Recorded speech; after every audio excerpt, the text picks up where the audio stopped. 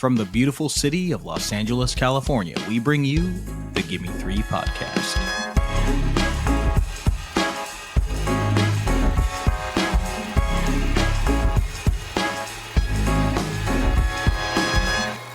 Hello and welcome, cinephiles, cinema lovers, movie appreciators, to the Gimme Three podcast, a series for cinephiles. This is the show where we pick three films connected by one theme. I'm Nicholas Ibarra. I'm joined, as always, by my wonderful co-host, Bella F. Stratus. And Bella, we have made it to Christmas. Merry Christmas. Happy holidays. Happy Hanukkah. Happy Kwanzaa. How's the holiday season treating you so far? Well, as we were talking about earlier, it's so much fun, but it's so stressful at the same time. I'm enjoying it. I'm excited to get home to Salt Lake City, see some snow, spend time with the fam. So it should be fun. Yes, that's lovely. You're gonna have a nice white Christmas, and I won't. We'll have probably a sunny, 72-degree Christmas as per usual. We got the holiday party here on the Gimme Three podcast started a couple weeks ago with our episode Christmas Movie or Not. That was episode 51. Check it out if you haven't already. But in that episode, we discussed movies that come up in the debate of whether films are Christmas movies or not. And sometimes when you're discussing some of those movies that are, on the precipice, you get movies that are a little more blue, films that focus a little bit more on the isolation or the melancholy of the holiday season, which is very much a real thing. So today, here we are a couple days before Christmas or, Christ's birthday, allegedly. We're going to go full holiday spirit today. We're turning the holiday spirit up to 11. We're turning the love up to 11. We're turning the romance up to 11. And then we're going to turn it back down again, as you'll see. But holiday romances is the theme for today, everybody. Holiday romances. And Bella, I don't think that we have ever broached this question, you and I, despite, having done this almost a year together. Yeah. Would you consider yourself a romantic? I definitely consider myself a romantic. Especially when it comes to like the movies. I'm always down for even just the slightest romantic plot line in a movie or a TV show or anything. I mean, I was even just like looking at my 4 favorites on Letterboxd. Like 3 of them are total romance movies. Like I suppose that's right. I could have gleaned that answer from just looking at your favorites. Well, I didn't even think about it until you had asked this question, and then I was like, "Oh wait, I guess I really, really love romances because they're all my favorite movies." So, 100%, definitely. What about you? Yeah, oh yeah. I mean, what's not to love? I am and always have been a hopeless romantic. I am a romantic comedy writer. That is mostly what I write as a screenwriter, and I grew up on romantic comedies and have always been a fan of them. And kind of we're starting to kind of see a little bit of resurgence in the rom-com, which I'm very excited about and I hope to be a part of. What's not to love? Everybody needs a little romance in their heart, Totally. Get the heart glowing, get the heart pumping, especially around the holiday season. So here we go. If you listening at home or in your car, if you are a romantic, this episode is for you. If you are in the holiday spirit, this episode is for you. Or, if you need to get in the holiday spirit or you need to get your, romantic muscle exercising, then this episode is for you because we have got 3 gems for you today. We've got The Holiday by seasoned rom-com aficionado Nancy Meyers. We've got The Bizarre but Wildly Heartwarming While You Were Sleeping. One of my favorites, one of my holiday favorites. And then for our third film, oh boy, we thought, what we should do for the third film, we should introduce, a Hallmark or a Lifetime or made for TV, Christmas movie, because those Christmas movies, made for TV Christmas movies, they are so woven into the fabric of Christmas and romance. Mm-hmm. And so, we're like, okay, we'll do that.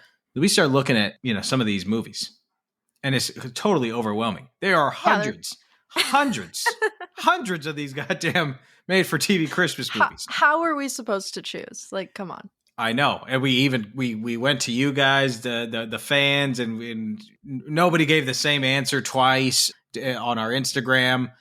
So, I mean, there's just too many. And now Netflix has some and Tubi has some. So anyway, you know what Netflix and Tubi don't have? They do not have the unauthorized holiday romance film inspired by the real-life romance between Taylor Swift and Travis Kelce, Christmas in the Spotlight. Okay, friends? So that is what we are closing our show with today. Christmas in the Spotlight. God help us. But Bella is going to start us off right here with one of her favorites.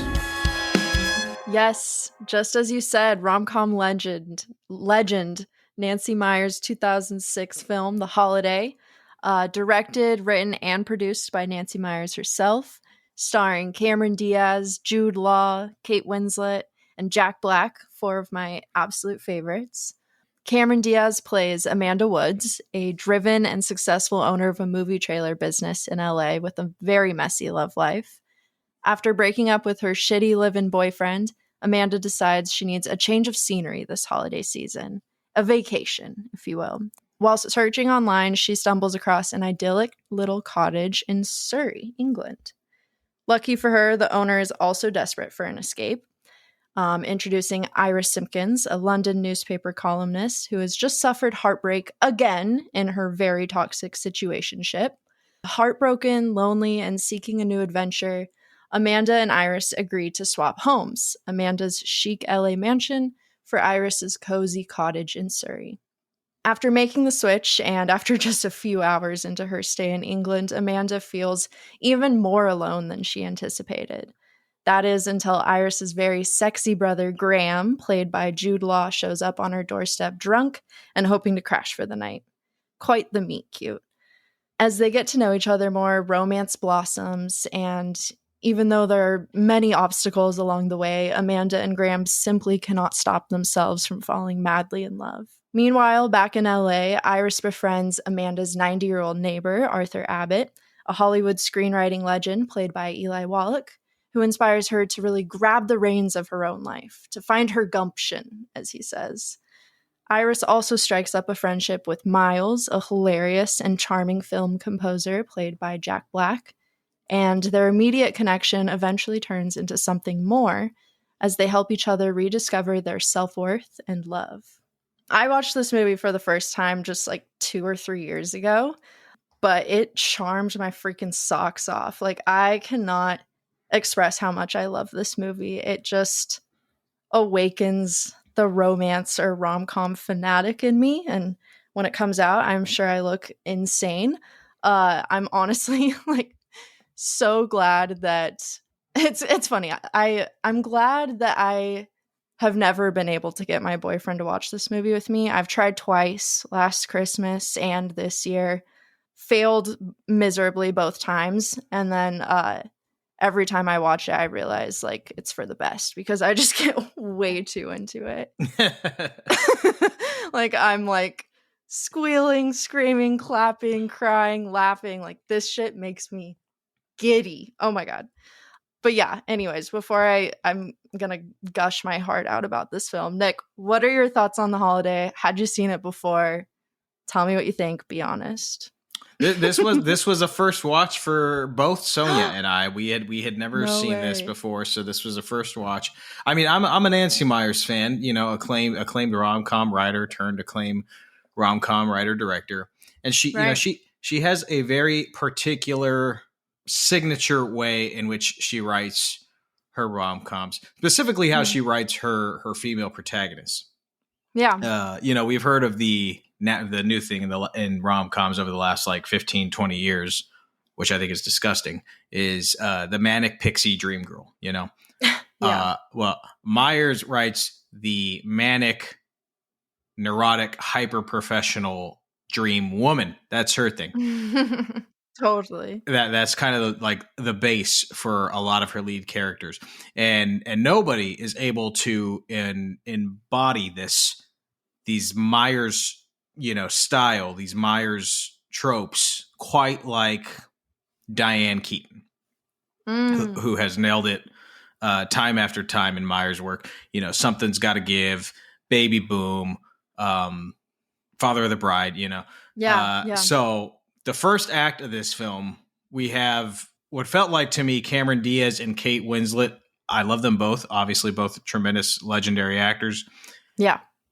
Felt like they were kind of doing a Diane Keaton impression, but then I realized that this was a Nancy Meyers movie, and I was like, oh, it just might just be Meyers writing that is, creating this kind of like manic, over the top performance, which is something we don't really ever see for Kate Winslet. So it's kind of like unique. Yeah. But anyway, for me, this film really heats up and picks up steam when Jude Law enters the film, because the chemistry between Jude Law and Cameron Diaz is so palpable. They're very charming together. They're endearing. They're quite hot together, if I do say so myself, also. And there's just something also about that gorgeous, like, London suburb setting that's also really romantic. Who is it? It's me. Hurry up. It's freezing. Who are you? Iris, open the door or I swear I'm going to take a leak all over your front. Oh. You're not Iris. Or if you are, I'm much drunker than I realised. I'm sorry for my profanity. I wasn't expecting you. Well, I wasn't expecting you either. Nevertheless, may I just... Oh, yeah, of course, sure. You had to, yeah. I'm Graham, Iris's brother. Oh, brother. I'm Amanda Woods. I'm staying here. Amanda Woods? Is that all one word? No, it's not. When we cut to LA and Kate Winslet's story, I found myself personally just getting taken out of the story a little bit. Not just because her and Jack Black had, I think, about the fraction of the chemistry that, the London couple had. Yeah. But there was a far more interesting story going on between her and the neighbor, the old screenwriter. And when the romance wasn't surfacing in Kate Winslet's story for seemingly halfway through the film and beyond, I was like, okay, Nancy Meyers, look at it. I like what we're doing. I thought we were going in a direction that was like, okay, both women don't need a man, in their arcs in order to, like, find themselves or gain perspective. And I thought that's where Kate Winslet's character was going. And I was like, okay, this is new. This is fresh. I enjoy this. Yeah. But then it ended up just being another romance that was not quite as hot as it's certainly not on the same level as Amanda and Graham. But overall, I mean, I enjoyed the film. The concept I really love. With the concept, though, I think some of the character development suffered just a little bit, just because there's like 4 characters to develop rather than 2. Yeah. But overall, I mean, I had a great time watching it. I'm glad you enjoyed it. And honestly, that very fair points as well. Like, I feel like, I don't know, it's not completely balanced, but it still works for me somehow. And I can't exactly pinpoint why. But yeah, I feel like for me with Kate Winslet and Cameron Diaz, like their 2 storylines, I do kind of love the self-discovery journeys that they both go on. Like, apparently Kate's character Iris and her whole situationship was actually based on Nancy Meyers' real life Jasper, who is like the asshole that she's in love with and has been in love with for years, who just kind of strings her along and then, always chooses other women over her. And that storyline felt very like personal, like, and it obviously is very personal and very real. And for me, I could feel it. And that's where I think Kate was perfect casting as well. Like, absolute magic in that role, because for one, she can be so silly and so funny, but then she can also just break your heart into pieces with her tears. Like, her heartbreak is so palpable in this that I just wanted to like reach through the screen and give her a great big hug. Because she's like dealing with 3 years of this insanely toxic relationship with this total schmuck. I love that scene when Iris and Arthur go out to dinner and she's like telling him about Jasper and he's like, the guy's a schmuck. She's like, yeah, how'd you know? And he's like, he let you go. This is not a hard one to figure out. Right. It's so cute.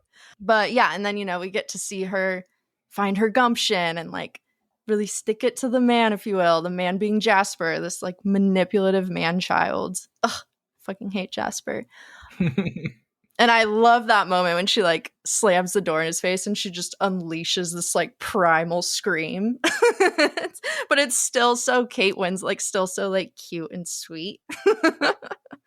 Oh, so good. But then like Amanda, Cameron's character, she's also dealing with some like kind of deep unresolved childhood trauma from her parents' divorce and how much that blindsided her and like affects her own relationships today. And she just like won't really allow herself to trust or to open up to anyone. And I love how, her relationship and her whole experience of falling for Graham shows her that like vulnerability is powerful and important in a relationship. And like, I don't know, I love that kind of aspect of their storyline. And, like while there are two separate romances in the story that both kind of start off similarly, two women have been betrayed in their relationships. Like you said, they're still so different. And I feel like, to put it like in just like bluntly, like Amanda and Graham's is like the typical once in a lifetime love story that we all love to see on screen. Whereas like Miles and Iris's story is more about self-discovery, self-worth, self-love. Like they're both learning to discover, specifically Iris is learning to like put herself first, rediscover herself. And like in the process of that, you might just like fall in love with someone who actually loves you and treats you the way you deserve along the way. So I don't know. I love both of those aspects of these two stories in one, if that makes sense. Yeah, totally. And you do bring up a good point where, Cameron Diaz, Amanda and Graham, Cameron Diaz and Jude Law, they have more of the classical romantic comedy, love story and love arc. Theirs is a full-fledged rom-com movie in and of itself. Totally. Kate Winslet and Miles, Kate Winslet, Iris, and Jack Black Miles, they might have like a more realistic version of a love story of how a couple might get together, like totally. They, become friends first and they hang out for, a little casual. bit. And it's casual. Yeah. So yeah, two very different love stories. But you're right. There is merit to both. And that is a good point that I think maybe that version is just a little bit more realistic of how two friends could become lovers. Right. And I love Miles. I mean, obviously, I'm Jude Law. Oh, Jack Black's awesome. Jack Black's he's always so great. Charming in this, and just has so many moments of like Jack Black being Jack Black as well. Yeah. Like the whole scene where they're in the video store, and he's like picking up different movies and singing the iconic music from them. Have you seen this? Chariots of Fire, loved it. Cling, cling, cling, cling, cling, cling. Dun, dun, dun, dun. Such a great score by Vangelis. He took electronic scores to a new level. It was groundbreaking. I'm going to test you on this later. Okay, Driving Miss Daisy, Hans. Very unexpected. You remember how great it was? Roodle-dee-doo, scroodle-dee-doo, roodle-dee-doo, sassy. Love it. Is this a bad game? No! Okay. Keep going. Sometimes I get self-conscious about my ra-da-da-da and scraddle-da. Are you embarrassed by this game I've started to play? Okay, it's not elaborate. I can go loud. But 2 notes, and you've got a villain. I don't know what to say about it. Totally brill. Uh-oh. Where have you gone, Joe DiMaggio? I bet you didn't know. That was all written for the movie. It was a score, technically. I did know that one. Can't go anywhere. Oh, my God. It could be a scene straight out of School of Rock as well, which is like actually the movie and the performance that made Nancy Meyers cast him in this film, which I thought was cute little fun fact. Like, she was like, that guy is so funny. I need him in this movie. Oh my God. Another fun fact about that scene, actually, while we're talking about it, is at one point, Jack Black picks up The Graduate and he's like singing the classic theme, the Mrs. Robinson theme or whatever. And the camera cuts to just like a random cameo of Dustin Hoffman, who's like, I can't go anywhere. It's so random. Turns out he was just eating at a restaurant next door and then like walked on set to say hi, and they were like, oh my God, wait, we're talking about The Graduate right now, like let's do a funny cameo. And so like that shot of him is like no makeup, no hair, no costume. That's exactly how he was at the restaurant, and that's exactly how they shot him, and he improv'd that line. And I thought that was hilarious, because in that, when that scene comes on every single time, I'm like, what? Okay, cool. Like, so it just feels so random, and like it's a full Christmas context miracle. of the movie. Yeah, there you go. You know, the other funny thing about that scene is at one point he picks up Driving Miss Daisy. It harmonizes the score from Driving Miss Daisy, which, of course, who did that score? Hans Zimmer. Well, who did the score for this movie? Hans Zimmer. I was like, oh, yeah. They're getting pretty meta with this here. Yeah, no, super. Oh my God, yeah. Don't even get me started on the score for this. This is one of my top 3. Like, I top 3 scores ever the holiday. Top 3 scores ever the holiday, and I have to say that I'm like obligated to say that because I pretty much listen to it like every day, just as like background. But I wouldn't choose it as like. It's probably just my most listened to, which makes me feel like that makes it your favorite. I'm not judging. It sounded like you were judging. No, I did. No. I like the score a lot.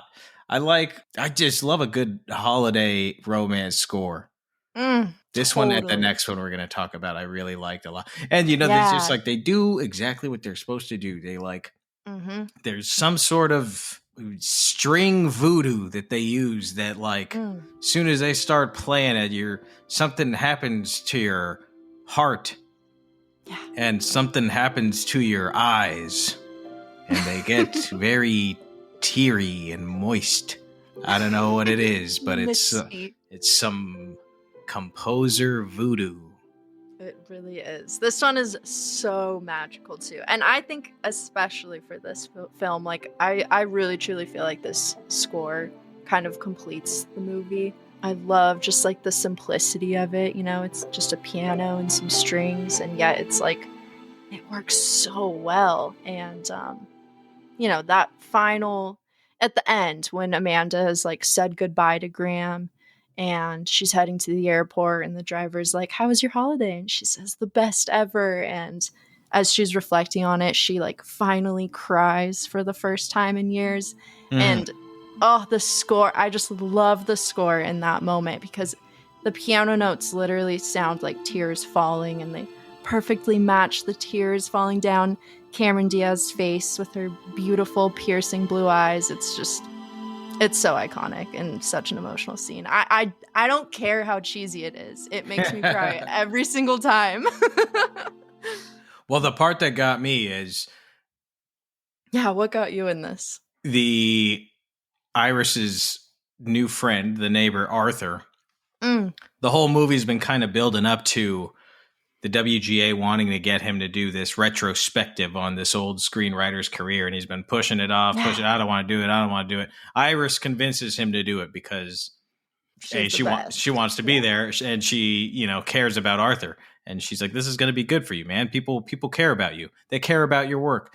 And when the two of them walk into the WGA theater, which is not actually the WGA theater, but when they walk into the WGA theater and the whole theater is packed, because you thought there was going to be 10 people there, the whole theater is packed and everybody's standing up, and they do this little push in on Arthur's face, and you could just see how touched he is, and the score just starts sweeping, and man, I was like, oh geez, here it comes.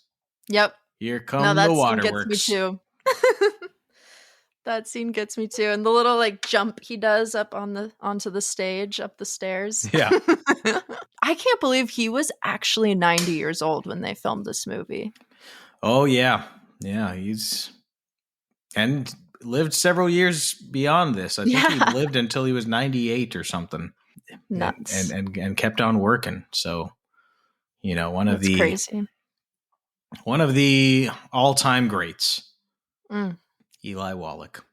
Yeah, just I love just kind of the love letter to cinema that this movie is as well. Like if you're even a little bit of a cinephile, I feel like you'll enjoy this movie. It's just a good time. If you're listening to this podcast, you're hopefully a cinephile. Otherwise, thank you for listening to us. If you're not a cinephile.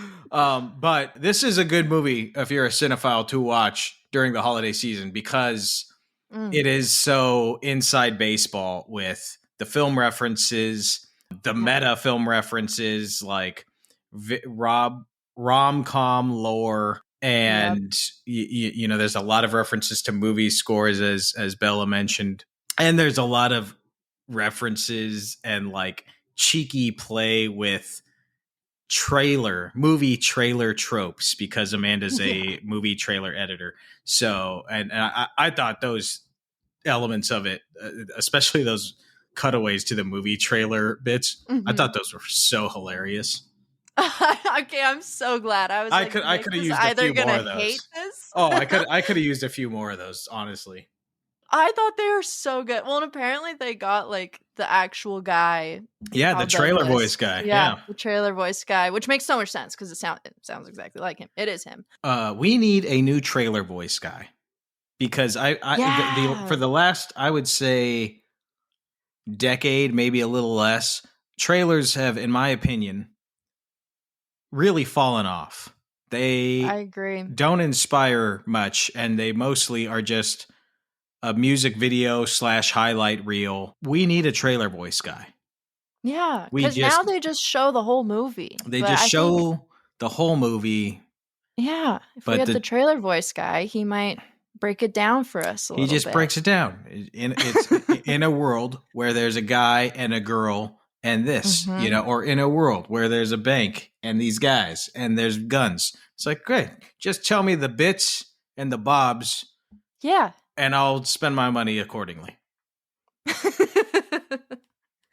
Maybe Kate Winslet should do it. When I was watching this movie, I love the intro of her voice being like narrating it, and I was like, man, I could listen to her narrate anything. Kate Winslet, but then you would just assume that she's in every movie ever. So I guess that wouldn't work. Yeah. Well, I'll tell you this, my friends.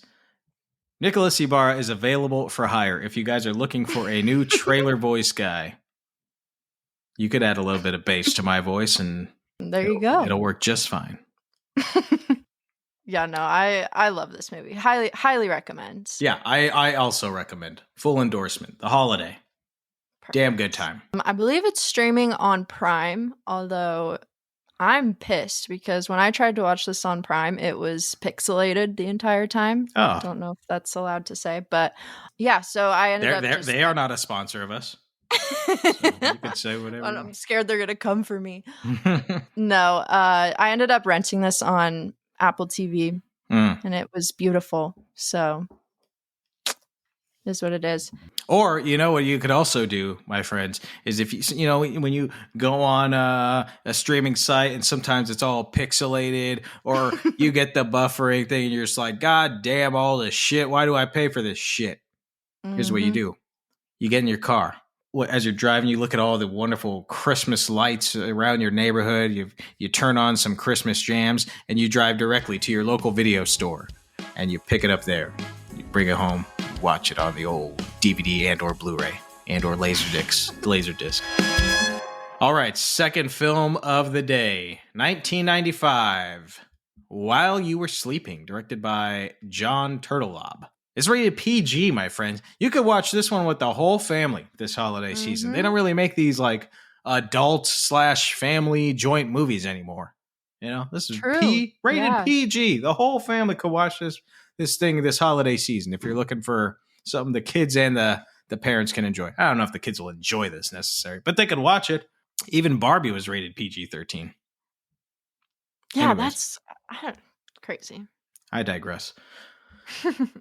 Sandra Bullock, she's playing Lucy, who, like you, Bella, and like me, she's a hopeless romantic.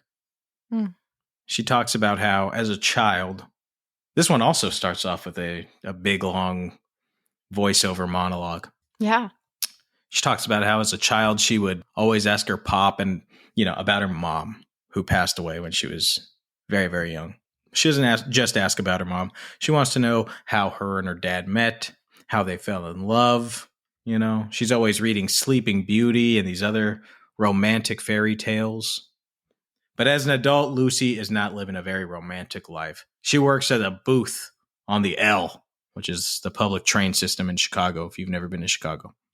She's never left Chicago. But every day there's this one well-dressed, handsome gentleman who comes to her station. That's Peter Gallagher. And she is smitten.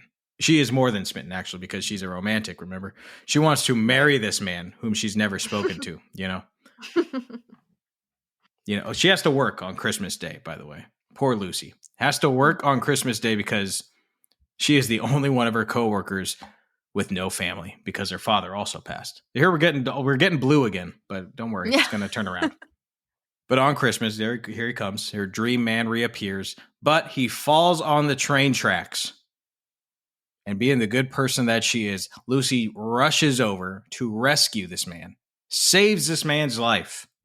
And Peter Gallagher, and the character's name is also Peter.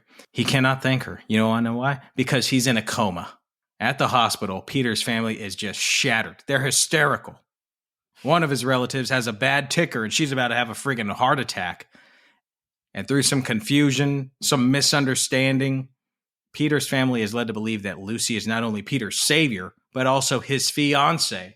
And then they get happy again. They're like, hey, this, it ain't so bad. He's in a coma, but hey, at least he was going to get married. Lucy doesn't want to break their hearts. It's Christmas, for God's sakes. She doesn't want to cause anybody to have a heart attack. Also, she's alone. She got no family. And she sees this wonderful, loving family. And when they invite her to Christmas dinner, how could she say no? So they think that these two are to be wed. But things get a little more interesting when she starts actually falling for her fake fiancé's brother, played by the charming Bill Pullman. A wild concept. They don't make them like this anymore, with just an endearing performance by Sandra Bullock. I just love her. Bella, what were your thoughts on While You Were Sleeping? While You Were Sleeping. Oh, this is quite a movie. I feel like I liked it. I definitely liked it. I didn't love it as much as I thought I was going to. I think it might have been kind of like a Field of Dreams situation again for me, where it's like, oh, I know it's a beloved classic, and I may have just set my expectations too high, or I don't know what I expected, but this was not it. And don't get me wrong, the whole While You Were Sleeping, I pretended to be your fiance because I loved your family bit was hilarious. I did not see. I went into this movie completely blind as well, which was really funny because I was like, oh, While You Were Sleeping, I get it. And I absolutely love Sandra so much. I could watch her in anything. She's so adorable in this. But for me, I couldn't decide if either it just went on a little bit too long, or if I think I just wanted even more romance, more chemistry. Well, it's rated PG, Bella. They can't. I know.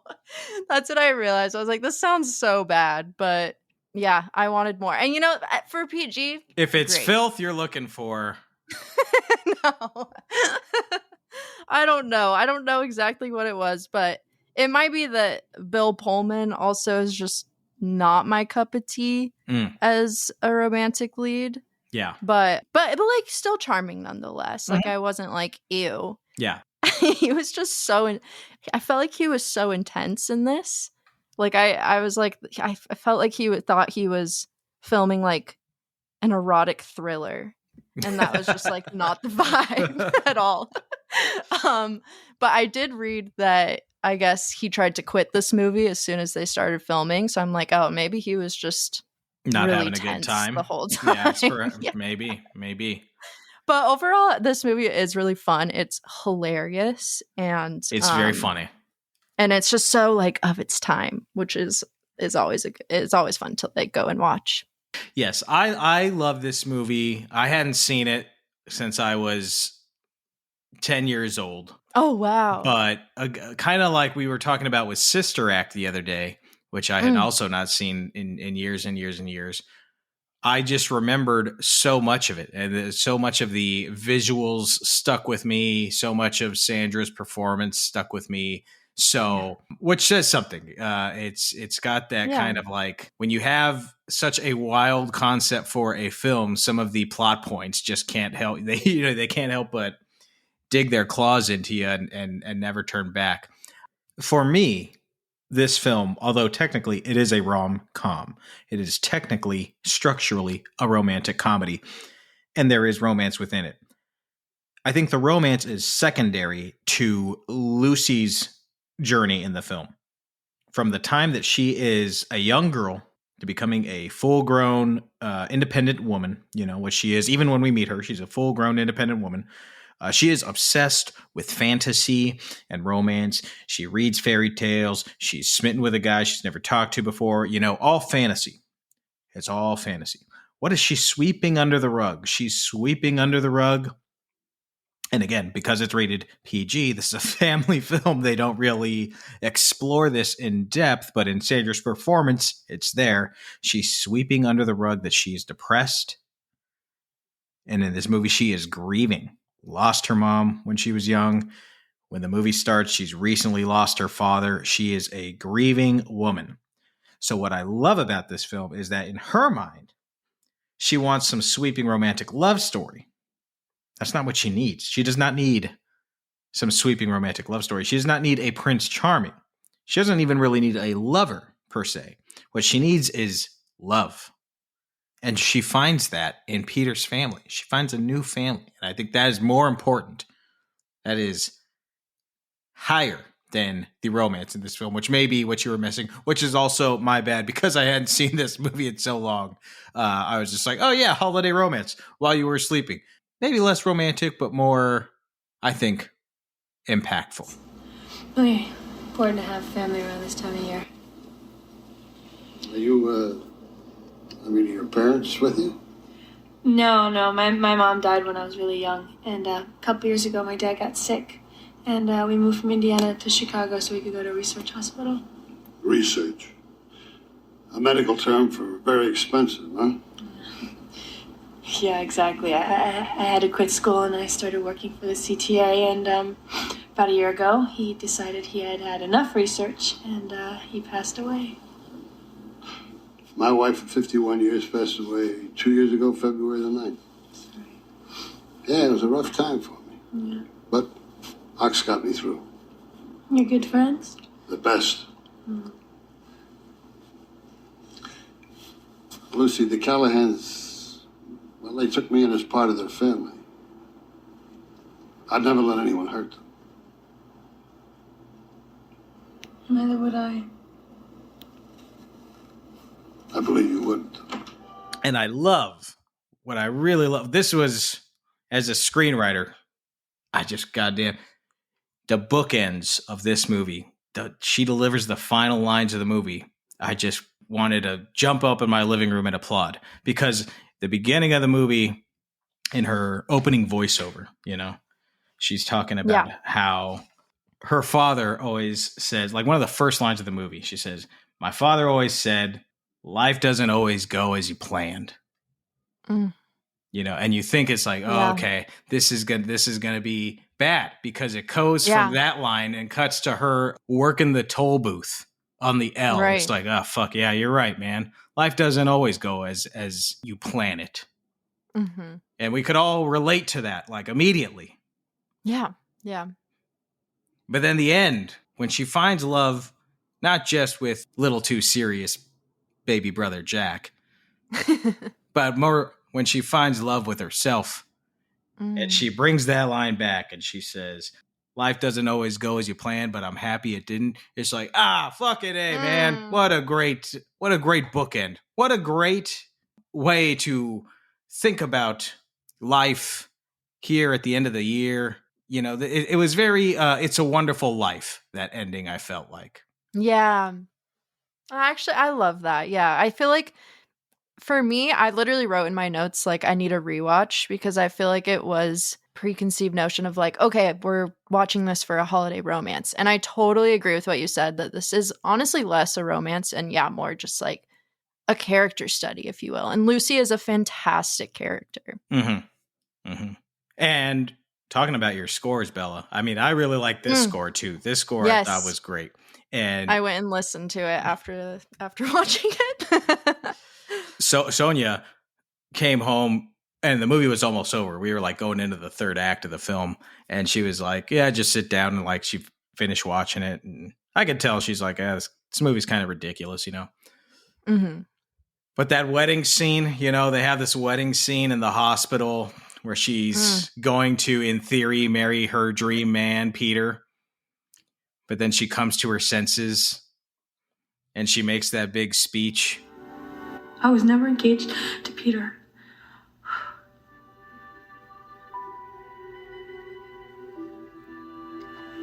Why didn't you say something? Because I didn't know how to tell you. We never even met until that day on the tracks. And it's just when we were in the hospital room, everything happened so fast and I couldn't tell you the truth. And then I didn't want to tell you the truth because the truth was that I fell in love with you. You fell in love with me? No, yes, all of you. I went from being all alone to being a fiancée, a daughter, a granddaughter, a sister, and a friend. I might have saved your life on the tracks that day, but you know what? You really saved mine. You allowed me to be a part of your family, and I haven't had that in a really long time. And I just didn't want to let go of that. So even though it was just for a little while, I will love them always. I'm very sorry. And the score's going, and you're just like, Sonja starts crying. She's like, "God damn music!" You know, it's like, it's the goddamn music. The music does it to you. I'll tell you, it's the composer voodoo that they put on you. It's so amazing. Yes, I totally agree. Goddamn composer voodoo.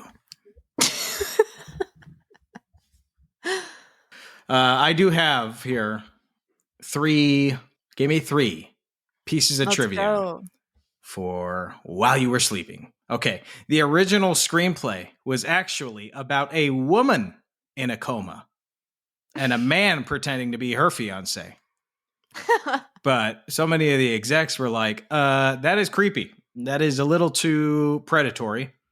And it kept getting passes. And then one exec suggested, hey, you should swap the gender rules. And as soon as the writer did that, it was picked up by Hollywood Pictures. So it just goes to show that if you want to write a movie that, you know, a romance movie that is bordering on creepy, make your protagonist a female and it will be totally fine. That's hilarious. Okay, number 2. Aside from Miss Bullock, do you know who else was strongly considered for the role of Lucy in While You Were Sleeping? Our gal, Demi Moore. Oh my God. Demi Can you Moore. Imagine? Yeah, it would have been a different movie, but I think it would have been an equally good movie. She was, in fact, it was like, felt like it was so in the direction of going that they started actually also considering Patrick Swayze. Oh, wow. For the romantic lead, because the duo was such, you know, like a bona fide money making duo. Right. So that there was in some alternate universe, While You Were Sleeping, starring Demi Moore and Patrick Swayze exists. Wow. that would just be a little bit odd, I feel like. I think so. Because Ghost was so big and so iconic. So big, so iconic, and so not a comedy. I mean, there are funny moments in it with Whoopi Goldberg, but I think Sandra Bullock was the perfect casting for this. 100%. Yeah. I think Demi might have taken it into like the creepy vibe, like too much, to be honest. Not to say she's creepy, but she would just be more serious. Right. And like, you need someone kind of like silly and clumsy for this. Yeah, you need the brevity. The whole thing is really bizarre. Mm-hmm. Yeah. Bullock's performance borders on slapstick, Yes. In this. Yes. It just works. It just works. Yeah. God, I love her. Piece of trivia number 3 here. This is for my baseball fans, not Bella. In the wedding scene, in the hospital that I mentioned, the organist that's playing there, here comes the bride. The organist is none other than Chicago legend Nancy Faust, as the longtime organist for the Chicago White Sox. That's cool. Yeah. It's definitely a Chicago love letter. It is. Oh, man. It made me want to go back to Chicago so bad. Yeah, me too. I was like, I've been there. I went for the first time this summer. So awesome. That's really right. Excited. That's right. Yeah. Chicago kicks ass. And that's coming from a Packer fan. That is coming from a Green Bay Packers fan. Chicago, one of the great cities in this country, one of the great cities in this world. I love it. Next year, give it another whirl while you were sleeping. I'm definitely going to. I feel like I even was like, maybe I'll watch with my mom when I get back home. Yeah. I feel like she would appreciate it. And it's the holiday season. It is the holiday season. So yeah, it's definitely a fun Christmas romance. Yes. All righty, my friends. We are going to take a quick break, and during that break, you are going to hear from Gimme Three producer, LADFF festival director, and my wife, Sonja Mereu, for a segment that we call Sonja's Movie Minute. So stick around for that and much more right here on the Gimme Three podcast.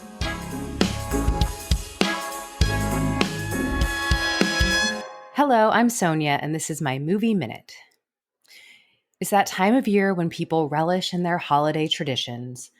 In LA, we don't see leaves change color. We don't pull out the big winter jackets or shovel snow, and it's way too warm and beautiful to wear ugly sweaters, so our traditions usually revolve around watching holiday movies. I don't have any must-watch holiday go-tos, but I'll never turn down a screening of Home Alone or It's a Wonderful Life. I wanted to start an annual tradition of watching the entire Lord of the Rings trilogy and Harry Potter series every holiday season, but I do want to stay married to Nick, so that probably won't happen.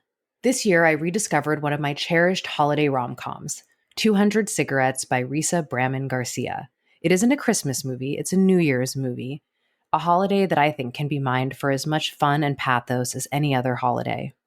200 Cigarettes takes place on New Year's Eve in 1981 in the most wonderful place on earth, the East Village of Manhattan.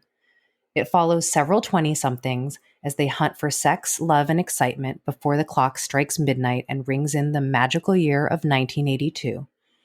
I obviously love the period and setting because I was born in the East Village in 1982, but even if you don't have that extremely specific point of reference, it's a great backdrop for a story. The city was gritty, artsy, and alive, a place where it felt like anything could happen, and it often did. It's also a special time capsule for a place that has changed so much in the last 20 years. Many of the restaurants, bars, and streets featured in the film were longtime local landmarks, but are now gone. One of the other things that makes 200 Cigarettes so great is the insanely stacked cast, particularly the fact that so many of them were very up and coming at the time, like Kate Hudson and Casey Affleck, who hadn't yet had their big breakout roles. In addition to Kate and Casey, the cast includes Christina Ricci, Gabby Hoffman, Ben Affleck, Janine Garofalo, Dave Chappelle, Martha Plimpton, Jay Moore, Guillermo Diaz, Elvis Costello, Paul Rudd, and Courtney Love. Paul and Courtney are the most central characters in the film, and they're both so adorable and so good. We expect Paul to charm us, because he always does. But I don't think that Courtney gets the credit that she deserves. Every time I see her in a movie, I'm always impressed with her acting.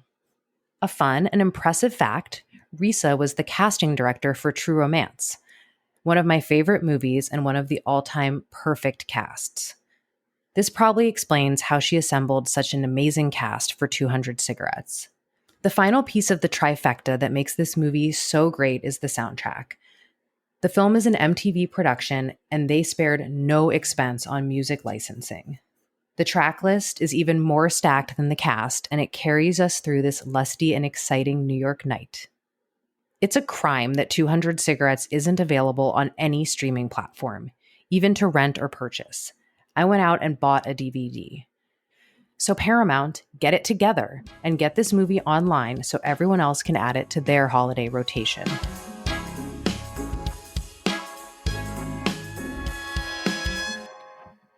Welcome back to the Gimme Three podcast, a series for cinephiles, the show where we pick 3 films connected by one theme. And the theme for today, of course, is holiday romances. 'Tis the season, you know? And before the break, we discussed The Holiday, the Nancy Meyers joint. We also discussed While You Were Sleeping. And now, to round out our holiday series, to round out our holiday season here, Bella is going to bring it on home with what she considers her new favorite film of all time. Yeah. Yes, a film, my new favorite. No, it's one I never expected to talk about, let alone to watch. And that is Lifetime's unofficial Taylor Swift and Travis Kelce holiday romance, as we said, Christmas in the Spotlight. It came out just last month for Thanksgiving, and it's directed by Michelle Collette and starring Jessica Lord as Taylor Swift and Leith Walschlager. Sorry. Leith Walschlager, that's a mouthful, as Travis Kelce. But of course, they couldn't actually name them Taylor and Travis. So instead, we get Bowen Sykes and Drew Gonzoville. Yes, Gonzoville. Has nothing to do with gonzo journalism, by the way, for all my Hunter S. Thompson fans getting a half chub right now. There's absolutely no mention or reference to Hunter S. Thompson. No, I watched this last Saturday after a very long work day, and that night my boyfriend had gone to a murder mystery holiday party, and I was just so excited to tell him how I spent my Saturday night, because I was like, you're never gonna believe what I watched. And yeah, as soon as I got to the names, Gonzoville really got him. He was like, no, you're joking, that can't be real. Anyways, in this wonderful film, Bowen Sykes is the #1 pop star in the world, so it seems, and her career is soaring. Her fans would die for her. She's got everything she's ever wanted, except for someone to love. Oh. Very sad. She recently broke up with a shitty actor ex-boyfriend who was too embarrassed to be seen with her on the red carpet and cheated on her. So yeah, she's at her wit's end. She's just about to give up on love and men and relationships. That is until she meets Drew, a professional football player for the Bombers. Drew took his niece to one of Bowen's shows because they're both massive fans, and then he uses his celebrity status to sneak backstage to meet her. Obviously, Drew and Bowen have their little meet cute. They lock eyes. They have heart flutters. This whole little moment backstage, the whole who was that perfect stranger kind of thing. And then they part ways. Later, Drew decides to publicly declare his crush on Bowen in an Instagram post. And when she sees it, she decides to give him a shot. So they go on their first date in her private jet. They do the whole let's not fall in love with each other, let's just have fun kind of thing. Naturally, as they get to know each other more, they fall head over heels in love. But between keeping everything under wraps and battling rumors and tabloid drama, things get a little complicated. Spoiler alert, they pull through in the end as the perfect couple, proving they are truly made for each other. Relatable. Yeah. I genuinely cannot believe we watched this movie, for real. I don't know about you, but it was a bitch to watch this with. 7 4-minute ad breaks as well. Oh no! Did you have ads? Well, here's what I did. How did you Bella. watch this movie? I'm going to tell you I need to... because I bought it. I spent money on this.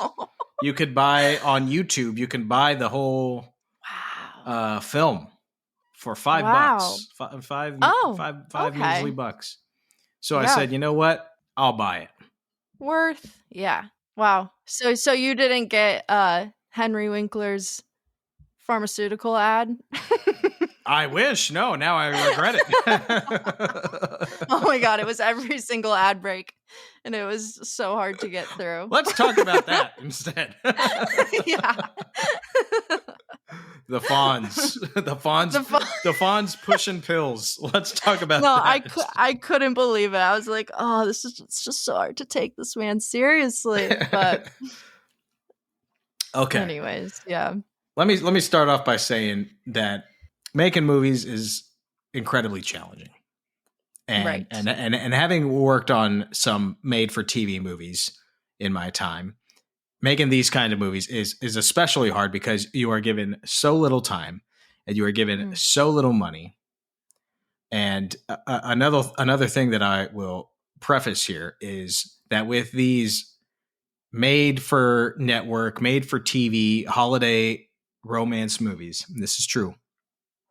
Writers cannot push the envelope too far when it comes to drama, when it comes to conflict, when it comes to anything that resembles real world stakes and intensity.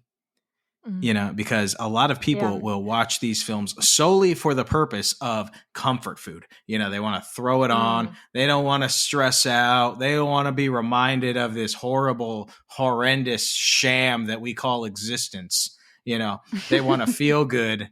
They want to get a happy ending and have a beautiful bow wrapped around it. All that being said, obviously, this was not for me. Really? Yeah.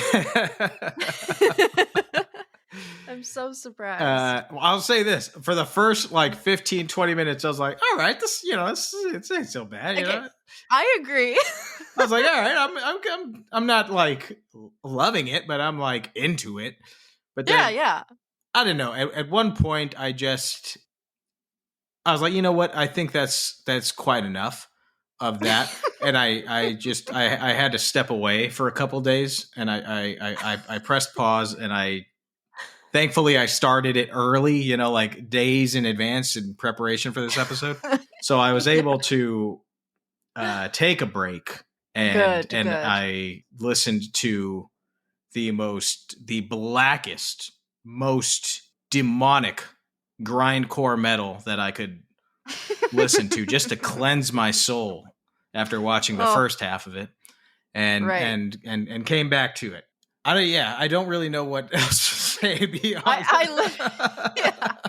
No, I mean, I think it's really funny that we chose this one too, because we all have we both agreed we have a lot of respect for Taylor Swift and everything that she's accomplished and all that stuff, but we're not fans, so this was not even we are not Swifties.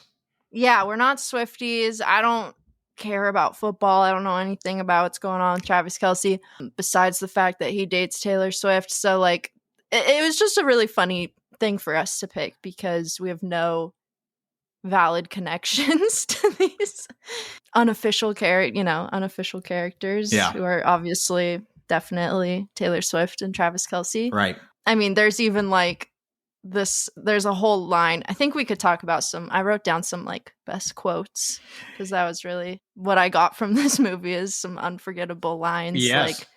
He's talking about his work as a football player, and she says, "I've never really been a cheerleader. Growing up, I was more of a bleacher girl."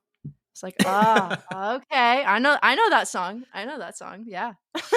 Yeah. See, going through the Letterboxd comments, they're like, "Oh, I counted this reference, and I saw this reference, and I saw this reference." I don't even listen. I have listened to all of Taylor Swift's albums.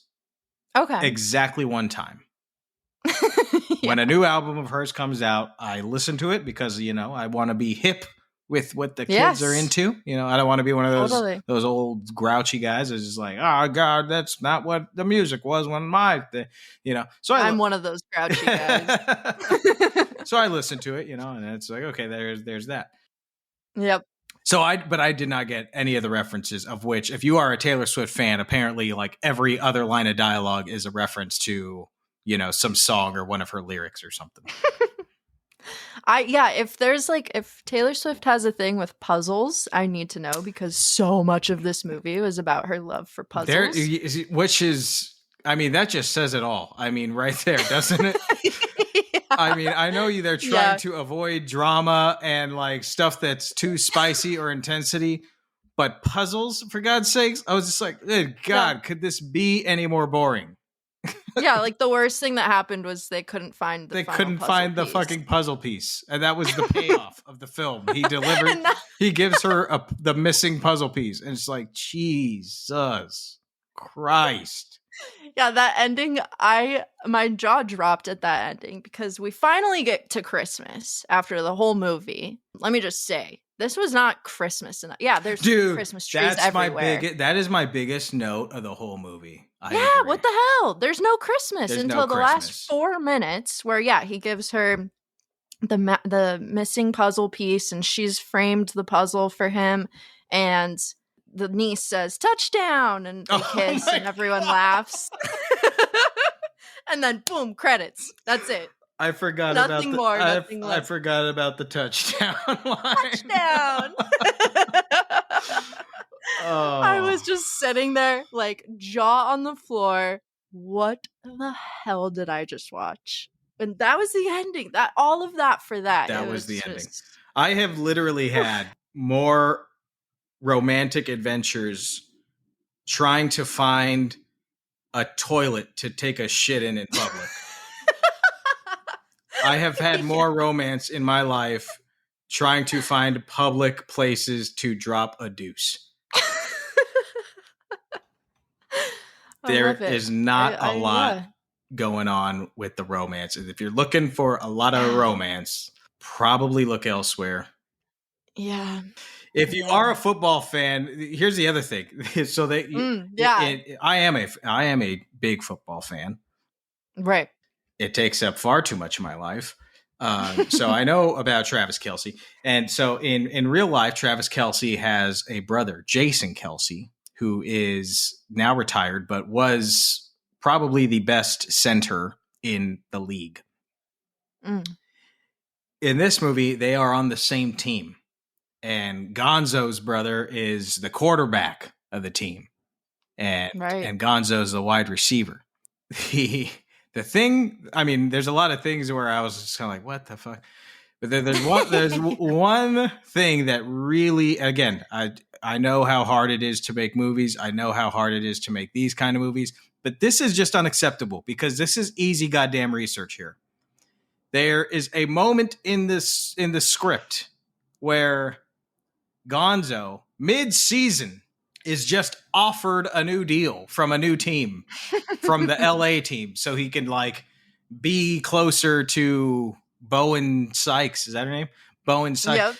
Yep. And I was just like, this is not how it works. This is not how professional sports deals works. Another team cannot just offer a player more money and then they can move. They are under contract. You have to propose a trade. This is easy research. Nobody who read this script clearly was a football fan, despite the movie being about a football player. This is a goddamn junior high kid would know this. It's true. Yeah. That was very frustrating to me. That's very valid. That was a big part of the massive part of the plot. A major plot point. Arguably the biggest plot point of the movie, besides the missing puzzle piece. Yeah. No, honestly, that was it. Yeah, I can't believe they fudged that up. No, they fudged it up all right. Yeah, this movie it's really all over the place. Especially sorry, to go back to the Christmas thing, because, Yes. that was a big reason why we watched this. Right. We got swindled. I was just so confused. Yeah, like, especially because, well, my favorite line in the whole movie is I think it's like the second thing the second thing that Bowen Sykes says in the whole movie. Oh, it's her and her manager. And her manager's, they're talking about her ex-boyfriend. And her manager's like, he's jingling his bells with every model around him. And Bowen Sykes says, I don't care. He can deck the halls with every dancer, prancer, and vixen he wants. And I was like, oh, okay, so this is what we're doing. Like, this is going to be really fun. This is hilarious. Yeah. And then, like, 30 minutes later, they have Thanksgiving. And I'm like, whoa, so we're talking about Jingle Bells and Dancer, Prancer, Vixen. Like, we're talking about all these Christmas things, but it's not even Christmas time yet. Well, she's making the Christmas album, at the beginning. And yeah, that's true. I guess she's like she's already in the season because she's doing that whole thing. But I was just like, well, I thought it was when they did Thanksgiving, I was so confused. I thought we had already. I agree. Made our way into the Christmas season. I believe that we got hoodwinked. Yes, because we signed up for a Christmas movie and we did not get a Christmas movie. Yeah, I felt Christmas movie or not a Christmas in the Spotlight is not a Christmas movie. It should just be called In the Spotlight. Yeah, In the Spotlight. Yeah, but yeah, like you said, the first like 10-15 minutes, it was kind of like zingy, there was like some one-liners like the ones you just mentioned, and they were kind of like poking fun at Taylor Swift about like how it's just like, oh, she's had so many boyfriends and this guy's just gonna make another great album. It's like, all right, okay, cool. We're in on the joke. Okay, I get it. Yeah, I mean, I'm down for this. But then it just got less and less like that. It lost its way. It really lost its way. Yeah, and it in the beginning, I was like, oh, I kind of get it, like the whole Lifetime Hallmark vibe. I was like the like it's so bad it's kind of good or kind of fun, right. But then I was like, I don't even know if I'd go that far. It's almost more like whatever it's called, where people say like, oh, a car crash where you can't like look away. Mm-hmm. That's kind of how I felt watching this. Where I was like, oh, this is just But I could have.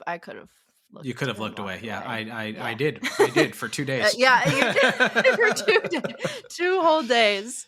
Yeah, no, it's this was. There was also an uncomfortable amount of CTE jokes in this movie, which I was like, or his niece is like, oh, he's been hit in the head a lot when he like does something stupid. It's like, well, that's not funny. He's got early onset CTE, and you're making fun of the guy. He's gonna have your uncle will have brain damage. Little girl, the uncle who's taken you to this concert is going to not be able to walk straight, and you're making light of it. You little bitch. So horrible. I have something. Let's hear it. Gimme 3 Letterboxd reviews. Oh, yes. My favorite. Okay. Okay, here we go. Give me 3 Letterboxd reviews. Liv Story writes, saying let's frickin' go after a romantic confession should be punishable by death. Oh, yeah. Let's freaking go. I forgot about that. There's 2, I think, moments in the film. A recycled moment, really. It's the same moment. They just use it twice where, Gonzo just professes his love for each other. And then Bowen Sykes just says, are we doing this? He says, are we doing this? And then she says, let's frickin' go. And they do it twice. And it was bad the first time, and it's worse the second time. Okay. Oh, man. And this just goes to show that film is subjective, because not everybody will feel the way that we did. And I hope that somebody likes this movie because, people worked hard on it. People put in good hours on this movie. The Mythopsyche writes, is this movie good? No. Did I love it? very much. I counted 23 lyric references. There were so many outfit references and at least 5 direct shades at her exes. Also, she wrote the lyrics in a gel pen, so you know that there's real fans behind the scenes. Wow. Okay, so there's from a Swiftie, one over 1 Swiftie there. The Mytho Psyche. God bless you, sister. I assume. All right, here's the third and final Letterboxd review that I picked. Wim Movie writes, can't wait for Christmas in the Spotlight Taylor's version to come out. Nice. Oh, man. Alrighty, so there's that. I apologize, Bella. We had another Christmas movie, made-for-TV movie lined up. Actually, it was a Hanukkah made-for-TV movie. Yeah. And I regret us pivoting. And then I almost pivoted again when I made it through like the first half and had to pause it because everybody was telling me to watch this. Was it called like Hot Frosty or something that's out right now? That's like about a snowman that becomes a hot guy.